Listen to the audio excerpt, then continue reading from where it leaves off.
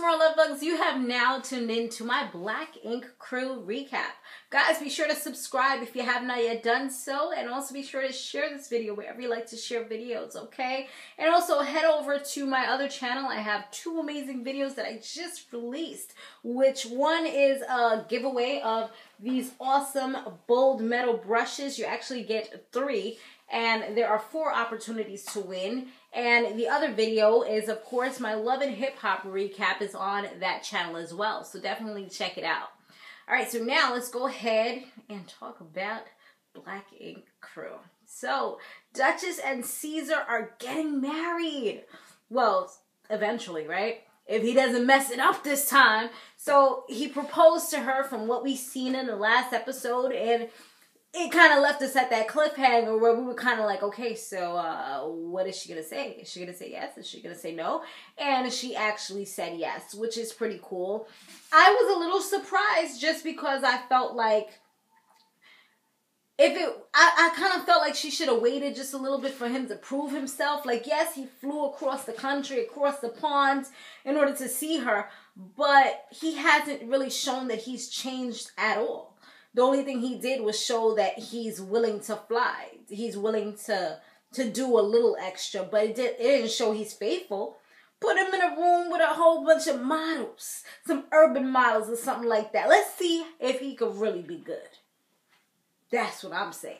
Put him to test. You know what I'm saying? Like, what kind of test is he put through? Does that mean that he's not, just because he's married to her, he's going to be good? I mean, at least she held her ground, and I guess she stayed away from him for a while, so maybe that taught him a lesson. I guess we shall see what happens. If she look all pissed off again, because I remember last year when I saw her at IMAX, she was just walking with her head straight, super focused, and she was just like upset, just mean mugging to nobody. It was me and some of my girls. We was leaving IMAX, and it was just like, damn, girl, why you so mad? We didn't even say nothing. Puma and O, they're eating their $2 slices from Manhattan. Yes, I know that spot. I've seen it a few times. Yes. I know exactly where they were at, too. Crazy. So he says that he's going to be getting a vasectomy. He also, I'm talking about, and he also reveals that, yes, what we all assumed, what we thought was happening is actually happening. He is doing Donna. Yes. And not only is he doing her, he's doing her unprotected. So she might just end up being baby mama number 4. This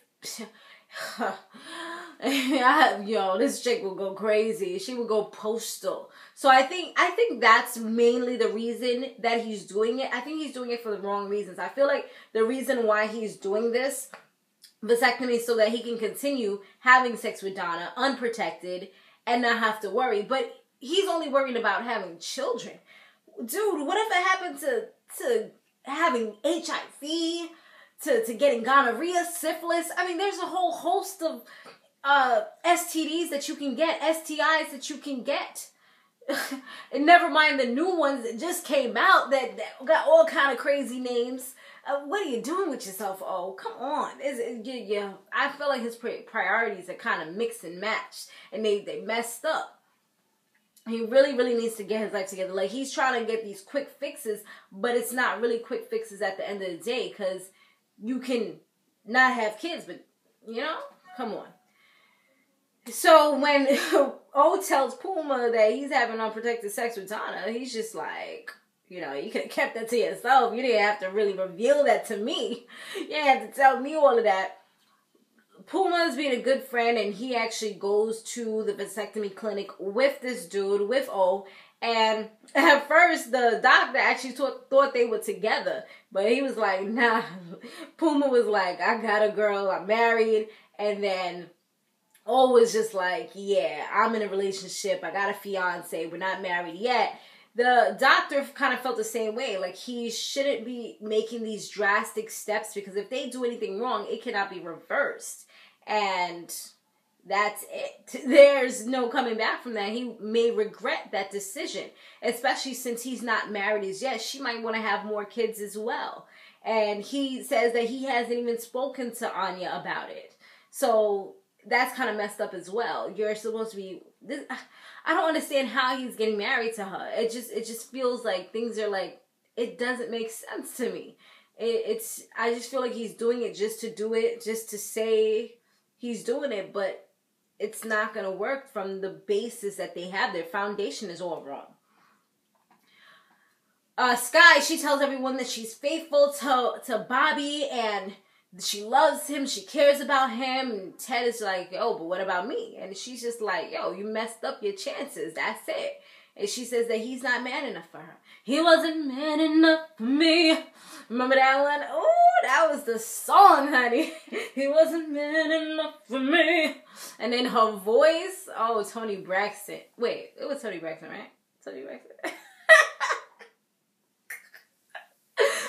Alright, Kwani and Puma, they talk, and she says that she now wants to stand on her own. She wants to start something for herself. She wants to branch out, do some fashion stuff for herself, and she kind of wants Puma to fall back a little something, I guess, so he could watch the little baby while she does her own thing a little bit here and there. And he's just like, nah, that's a ridiculous idea. And that kind of messed me, it didn't mess me up. I was going to say, it messed me up. It didn't mess me up at all. It just kind of made me a little upset on her behalf, because I'm like, not even upset on her behalf. It just made me kind of disgusted with him a little bit, just because I felt like that was a little chauvinistic, the way he was acting, because it's just like, no. Like, he didn't even give it a chance or a thought. He was just like, no. But then he gave it a little bit of a reason why. He said because he doesn't want his daughter to struggle. I feel like, yes, you don't want your daughter to struggle and everything, but you gotta also let Kwani do her own thing so she's not freaking miserable in this relationship that you guys have. Because it's slowly starting to fall apart because she feels like she's useless. She's not really doing anything that she wants to do. Her only focus in this whole relationship is to be there for the child. Of course, that's a very rewarding thing in itself, but you don't want to depend on a guy all the time. You want to have you something for yourself as well, because that guy leave you at the end of the day. I mean, you know, let's not talk about prenups and stuff like that, because maybe if they didn't have none, then she good. But with all that being said, you don't want to have to be like, oh my gosh, I got to start all over now. I don't have anything. I've wasted all these years supporting someone else's dream, and I did nothing for myself. Which is what brings me to the next scene with Sassy and Puma. Sassy and Puma, they talk outside of 124 Inc. And she tells him that she wants to now put her focus more on herself and her career. Because all this focus that she's been putting on Black Ink back in the days, and now with him doing everything for him, she feels like she's not doing anything for herself. And I feel like that's so true, because I've learned that along the way. Because I used to promote people's stuff and stuff like that. And it was a very rewarding experience. I'm never going to take anything away from that. I did learn a lot. But if you continue to do that all your life, and you continue to, even just like working at a job all your life, you're not really building your own dream. You're always going to be building someone else's dream. You're building their empire. You're making their dream better and more successful. But what do you have to call your own? And that's exactly what Sassy was telling him. And he said, of course he's going to feel a certain way. That's his business partner and everything, but he understands. And that right there was what a true friend would say. They understand, and they'll be there for you. And they're going to like help you if you need help along the way. That's a real friend. So this guy named Ken Dog from Sugar Hill Gang, he comes in, I think his name is Ken Dog. He comes in to get a nice tattoo on his shoulder, talks to Caesar, of course, because, you know, that's how we do there. And this is a time for reflection, time to show the inspiration. And they just kind of talk about your trademark and building your brand and stuff like that. It seems like this is what this episode was really revolving around. It was kind of like building your brand and stuff like that. And he tells him that he got to make sure that he keeps his trademark, because that's where him and his people had messed up, and a lot of things that they did, they can't even claim anymore. They don't get anything off of that. The writers, the makers of the music and stuff like that, they don't get anything off of the name or something along those lines. So that's when Caesar starts thinking about Puma and how he says Puma betrayed him, and Puma, he has so much bitterness towards Puma. At this point, when I was hearing this, I just felt like, why though? At the end of the day, from what I've seen in the past episodes, I felt like, yes, Puma did something that was very similar to him, but I feel like maybe that's because that's what he knew. And it goes back to what we were just talking about. You don't want to help someone build their dream for the rest of your life. You want to have something to build and say is your own, your empire. You don't want to always just assist somebody else. And why would you be mad if somebody's doing that? That's where I think that Caesar's kind of messing up the whole friendship thing. He feels like a friend is supposed to be loyal to you. They can't do anything else. They can't branch out. They can't be competition. But it doesn't have to be competition. Like, yeah, they're both in the same industry. They're both in Harlem. That's probably like the only downside to everything is that you got to either go to one shop or the other. So one person's probably going to get more money. But they can always collaborate and do things together. As opposed to working against each other, they can do things to work together and get this money together. You know, the shmoney. I got that from Bobby Shmurda, you guys.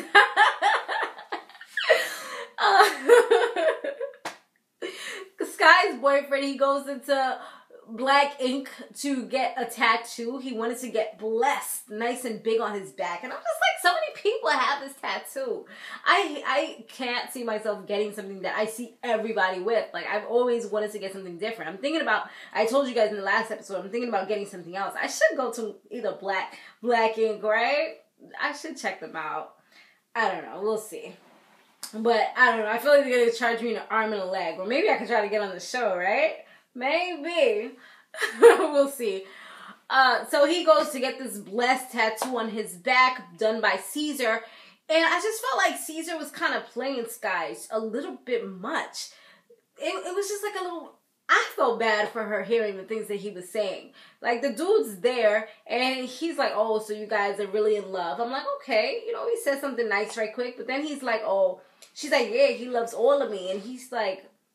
You love the flat booty too? And he's like, I love it all. And I was just like, why did you even have to bring that up? Like, yes, we all know we see her booty flat, but we don't care about that. We love the way that she is. We love her personality and that she makes us laugh and she says crazy, outlandish things that you're like, WTF, did you just really freaking say that? That's how I feel when I watch her. That's why she excites me right now. Like, can I say it? I think I can say she's like my favorite on this show right now on this particular season. I think so. Because back in the days it was Duchess, but that kind of faded. Duchess is kind of getting it back up, but I don't know. I feel like she's about to switch it up real quick. She's about to get crazy, so I don't know. So anyways, he gets his tattoo and then, I mean, even before he was getting his tattoo, she was talking to Caesar, and Caesar was saying something about how he's too good for her. And I'm like, how is this dude too good for her? Like, he just came out of jail. Too good how? Why? Because maybe he's a faithful dude, and she's kind of like not the faithful type of woman. Maybe that's what he means, because that's the only way I could see that he could say that he's too good for her.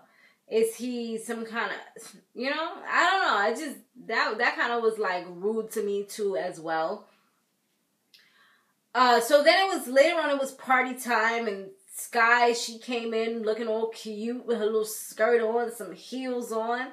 She was looking fly, yes she was. And Teddy was just like looking at her like she was a piece of meat, like, yeah. And I'm like, here we go. But her boyfriend came through. He sat down. And Ted goes to the back. I guess he was feeling some type of way. And I'm looking at Ted. And I'm looking at homeboy, this Bobby dude. And I'm like, yo, they kind of favor each other. Because they both got that nice little chocolate brown skin. They both look like teddy bears. Just Bobby's a little bit bigger. Like taller, I mean. But they both got that, like, you know, that little teddy bear body build kind of going on. And I'm like, is that the reason why she's attracted to both of them? She like those types of guys? That's what it is. That's what it is, Sky. I see you, girl. So Ted goes to the back. She follows him. And she sits down, they're kind of talking, and he manipulates her and just grabs her face and kisses her. And she goes along with it, and I'm just like, what are you doing? You just said you love this dude. The dude is sitting right outside in the shop, and you over here kissing on Ted. Girl, you're supposed to be stronger than that. What you doing? Blame it on that alcohol, like Jamie Foxx said, right? Oh, man. I was just mad at her when she did that. I'm like, if they still together and he see this and she never told him, but she was like, she don't got to tell everything, I know he's going to be tight. Like, that would be, for me, that would be grounds for me to break up with you. I don't care. Like, yo, you straight did that and then you came back out and sat on my lap and kissed me? What kind of disrespectful ish is that? And then she was like super loud when they was in the back too. Like, why would you kiss me while my man is here? What's wrong with you? And she pushed him and stuff. And then she went back out like nothing happened. But everybody heard her say something. I guess they didn't hear exactly what it was that she had said. Because when she came back out, they was just looking at her like what's going on here? And Caesar was looking at her like, she ain't changed. She ain't really changed. Oh, that was just a disappointment, Sky. Like, for real though. Erica met her. She comes into the shop. Puma comes in as well. Puma, from when he first came in, he was being super duper negative. He was just like, oh, where's everybody at? Like, this is the support that you got, Caesar? Yeah, they show a lot of support for Black Ink Crew. Yeah, I see this. He eating some chicken. He's just joking on the place. And like I said earlier, I didn't see why he was so upset. But in this particular scene right here, anybody that has a brain would have gotten upset. You know what I'm saying? Because the way he was kind of just talking and just being so rude and disrespectful. Sorry, guys. Rude and disrespectful. It was uncalled for. He was joking on it. Erica Mena came through. He's saying things like, oh, they don't have no support and I should have called some of my people to come through. Maybe you remember how I had my grand opening. It was a whole bunch of people there. I should have brought some of my friends to this because this is pathetic. This is the grand reopening and look, nobody's here. And they have the brick walls trying to be like me. I'm just like, Puma, what are you doing? So eventually Caesar just got fed up and Caesar went at him like, yo, why don't you just leave? Like, I hear you talking. Why don't you just leave? So when you see them start clapping and getting like that, you already know it's not about to end nicely. And then total disrespect. Puma's like, threw the chicken. He threw the chicken on the floor, you guys. You don't throw chicken on the floor. It still had a lot of meat on that chicken. I was like, yo, if my mama would have seen something like that, she'd have been like, how the hell you wasting the freaking chicken? What the hell wrong with you? She would have went off. Because there are people like this be eating the freaking chicken all the way down to the bone. And then they want to bite up the freaking bone and suck out the marrow out of the bones. See, I don't eat the chicken like that. I don't go in on it like that. But I do try to get off at all the meat. And I leave it nice and bare. You know what I'm saying? So that was a waste of some perfectly good looking buffalo or barbecue chicken or something like that. Yeah, he jumping on the floor. And then they still arguing. And yo, this scene was freaking epic. Tell me why Caesar picked up Puma and slammed him. It looked like he was a freaking toy or something like that. Like he dead picked him up and slammed him. And when Puma was getting hyped, I was just like, yo, Puma, didn't you get beat up last season? Why are you even, just walk away, Puma, just walk away. Come on, we all know that Caesar's a little cuckoo. Just walk away. But he didn't walk away. He wanted to be big and tough and defend himself. I commend you for defending yourself, but you got slammed. You could have broken some bones, Puma. So that's when the security guards and everything, they come, try to pull him apart. They take Puma outside because, you know, it's Caesar's shop, so they wouldn't pull him outside.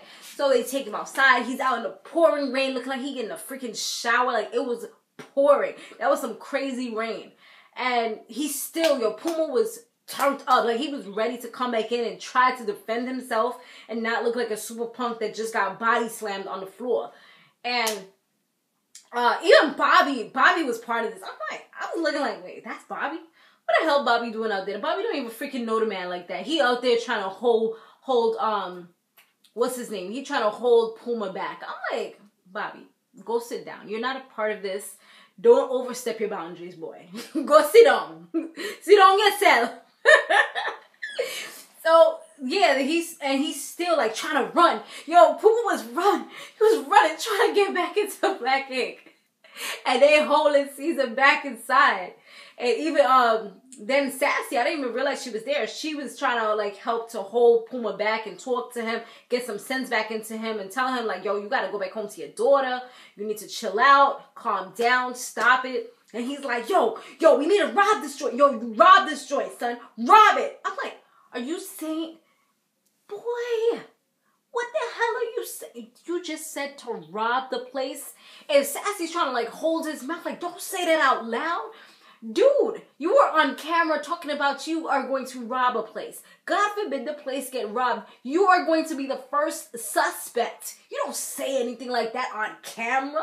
Are you crazy? Even if you lose your mind, you have to keep some of your senses. And remember, you are on reality TV. This is a national, what is this, a national show? Boy, you better stop it. They be looking for criminal activities on these shows. So yeah, that's what was going down. He was still trying to like get back inside, but they kind of like kept them apart, and they ended up taking Caesar somewhere. I guess took him home. He ended up having to go in his car, and Puma was just held back. And he was pissed because he's like, yo, he sucker punched me.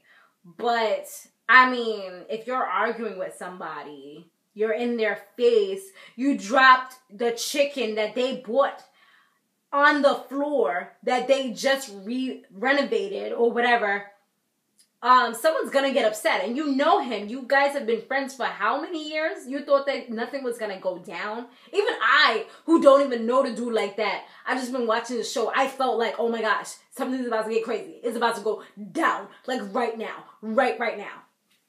Come on, Pooh. But guys, let me know what you thought about this freaking episode down below, especially about the scene where they were fighting. When Pooh was running, I can't get that out of my head. Like, it was just like, I'm getting back in there. Guys, be sure to stay fabulous, live free, and soar limitless. I will see you in the next one. Later.